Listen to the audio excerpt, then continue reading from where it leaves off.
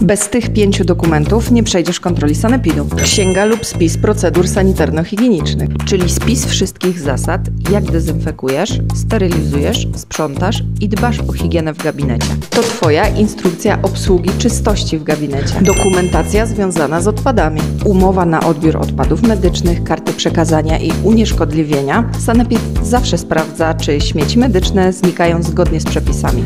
Dokumentacja sterylizacji. Musisz udowodnić, że każdy proces i cykl był monitorowany i skuteczny. Protokoły kontroli wewnętrznej, czyli dowód, że sam regularnie sprawdzasz, czy w gabinecie wszystko działa jak należy. A jeżeli tak nie było, to masz dokumenty rekontroli i poprawy. Paszporty urządzeń, w tym unity, autoklawy i myjki. Każde urządzenie musi mieć aktualne przeglądy i wpisy.